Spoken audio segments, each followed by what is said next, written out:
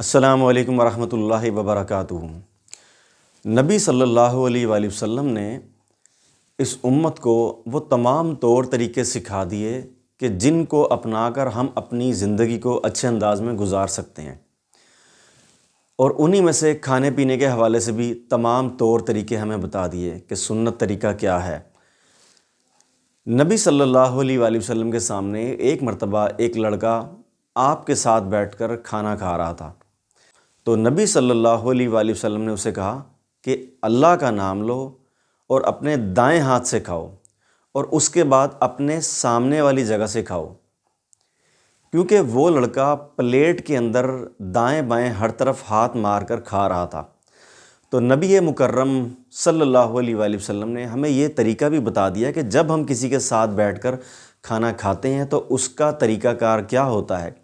یعنی آپ نے جب کسی کے ساتھ شیئرنگ کرنی ہے، اس کے ساتھ ایک ہی پلیٹ میں بیٹھ کر کھانا کھانا ہے، تو اپنے سامنے والی جگہ سے آپ نے کھانا لینا ہے، اس پلیٹ کے اندر سے، نہ کہ جو آپ کے ساتھ انسان بیٹھا ہوا ہے آپ اس کے آگے سے کھانا اٹھا کر کھائیں۔ تو یہ طریقہ بالکل سنت کے مخالف ہے، اس کو نبی صلی اللہ علیہ وآلہ وسلم نے منع فرمایا ہے۔ آپ جب بھی کھانا کھائیں ہاتھ دھو کر کھائیں، بسم اللہ پڑھ کر کھائیں، دائیں ہاتھ سے کھائیں، اور اپنے سامنے والی جگہ سے آپ کھانا لیں۔ اور اسی طرح صحیح مسلم میں حدیث ہے کہ نبی صلی اللہ علیہ وآلہ وسلم نے فرمایا کہ جس کھانے پر بسم اللہ نہ پڑھی جائے، اللہ کا نام نہ لیا جائے، تو شیطان اس کھانے کو اپنے لیے حلال سمجھتا ہے۔ تو ہمیں یہ چاہیے ہم جب بھی کھانا کھائیں یا کوئی بھی چیز کھائیں یا پئیں، تو بسم اللہ ہمیں لازمی پڑھنی چاہیے تاکہ وہ شیطان کے پیٹ میں وہ کھانا نہ جا سکے۔ اور اسی طرح صحیح مسلم میں حدیث ہے کہ حضرت جابر رضی اللہ تعالیٰ عنہ روایت کرتے ہیں، وہ کہتے ہیں کہ نبی صلی اللہ علیہ وآلہ وسلم نے فرمایا کہ جب کوئی آدمی گھر میں داخل ہوتا ہے اور وہ اللہ کا نام لے لے، اور جب وہ کھانا کھائے اللہ کا نام لے لے، تو شیطان کہتا ہے کہ آج نہ تو تمہارے لیے کوئی رہنے کا ٹھکانہ ہے اور نہ تمہارے لیے کوئی کھانا ہے۔ اور جب کوئی انسان گھر میں داخل ہو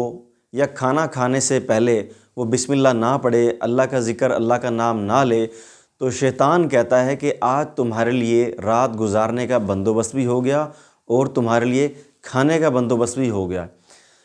تو ہمیں چاہیے ہم جب بھی گھر میں داخل ہوں تو گھر میں پڑھنے کی جو دعائیں ہیں لازمی ہمیں پڑھنی چاہیے، اور کھانا کھانے سے پہلے بھی بسم اللہ لازمی پڑھنی چاہیے۔ ابن عمر رضی اللہ تعالیٰ عنہ سے روایت ہے، وہ کہتے ہیں کہ نبی صلی اللہ علیہ وآلہ وسلم نے فرمایا کہ جب تم میں سے کوئی کھانا کھائے یا کوئی کچھ پیے تو اس کو چاہیے وہ دائیں ہاتھ سے کھائے اور پیے۔ ہمارے ہاں معاشرے میں بعض اوقات یہ دیکھنے میں آتا ہے کہ لوگ اپنے بائیں ہاتھ سے، الٹے ہاتھ سے کھانا کھا رہے ہوتے ہیں یا کچھ پی رہے ہوتے ہیں، جس کی نبی صلی اللہ علیہ وآلہ وسلم نے ممانعت فرمائی ہے۔ دیکھیں، آپ نے کھانا یا پینا یہ تو کرنا ہی ہے، اگر ہم سنت کو اپنا لیں گے تو اس میں اللہ تعالیٰ ہمیں لازمی اجر عطا فرمائیں گے، ہماری نیکیوں میں اضافہ ہوگا۔ تو لہٰذا ہمیں اس سنت کو ملحوظ خاطر رکھ کر کھانا پینا چاہیے تاکہ ہماری نیکیوں میں زیادہ سے زیادہ اضافہ ہو، کیونکہ نبی صلی اللہ علیہ وآلہ وسلم نے فرمایا کہ شیطان اپنے بائیں ہاتھ سے، اپنے الٹے ہاتھ سے کھاتا اور پیتا ہے۔ تو ہمیں شیطان کی مخالفت کرنی ہے، اس کی طرفداری نہیں کرنی، اس کا سپورٹر، اس کا حامی ہم نے نہیں بننا، ہم نے شیطان کی مخالفت کرنی ہے ہر معاملے میں۔ اور اسی طرح صحیح مسلم میں حدیث ہے، کعب بن مالک رضی اللہ تعالیٰ عنہ فرماتے ہیں کہ نبی صلی اللہ علیہ وآلہ وسلم جب کھانا کھاتے تو اپنے دائیں ہاتھ کی 3 انگلیوں سے کھانا کھاتے، اور کھانا کھانے کے بعد آپ اپنے ہاتھ کو پونچھنے سے پہلے، صاف کرنے سے پہلے ان تینوں انگلیوں کو چاٹ لیا کرتے۔ تو ہمیں بھی سنت کو لازمی اپنانا چاہیے۔ نبی صلی اللہ علیہ وآلہ وسلم اپنے ہاتھ کی ان 3 انگلیوں کو یا تو خود چاٹ لیا کرتے تھے یا اماں عائشہ رضی اللہ تعالیٰ عنہ کو چٹوا دیا کرتے تھے۔ اور نبی صلی اللہ علیہ وآلہ وسلم کی یہ جو سنت ہے انگلیاں چاٹنے کی کھانا کھانے کے بعد، آج کی میڈیکل سائنس بھی اس کے بارے میں ریسرچ کر کے بتا رہی ہے کہ اس کے بڑے فوائد ہیں،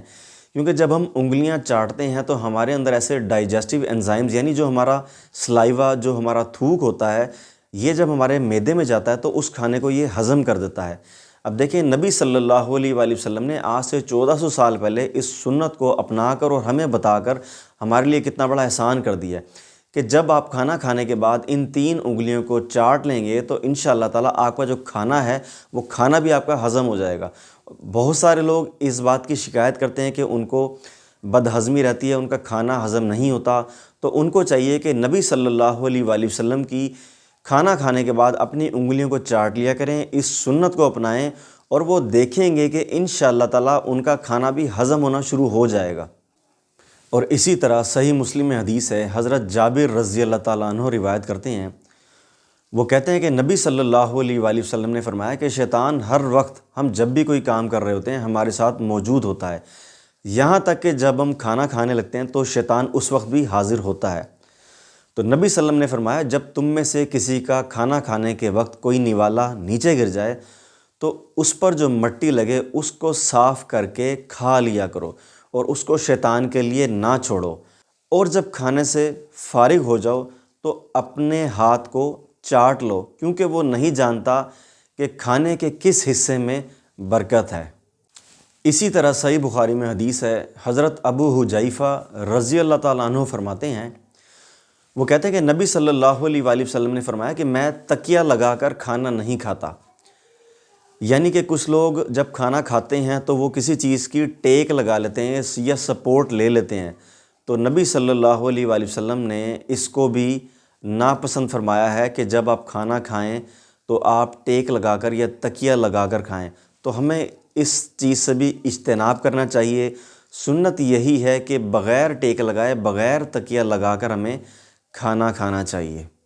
اور ہمارے معاشرے میں بعض گھرانوں میں کھانے کے اوپر لڑائی جھگڑے رہتے ہیں، تو بعض لوگ اگر ان کو کھانا پسند نہیں آتا یا بیگم نے کھانا اچھا نہیں بنایا تو لڑائی جھگڑا خواہ مخواہ ہو جاتا ہے، گھر میں فساد برپا ہوتا ہے۔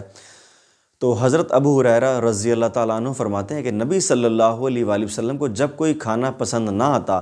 تو آپ اس کو نہ کھاتے، یعنی اس میں کبھی عیب نہیں نکالتے، اس کی برائی نہیں کرتے۔ اگر آپ کو کھانا پسند آتا تو کھا لیتے، اگر پسند نہ آتا تو نبی صلی اللہ علیہ وسلم اس کھانے کو نہیں کھاتے تھے۔ تو ہمیں بھی یہی چاہیے، آپ کے گھر میں اگر کچھ پکا ہے، آپ کو اگر پسند نہیں آیا تو آپ اس کی برائی نہ کریں، کیونکہ یہ سنت کے خلاف ہے۔ تو اللہ تعالیٰ سے دعا ہے کہ اللہ تعالیٰ ہمیں نبی صلی اللہ علیہ وآلہ وسلم کی زندگی کو اور آپ صلی اللہ علیہ وآلہ وسلم کی سیرت کو اپنی زندگی میں اپنانے کی توفیق عطا فرمائے۔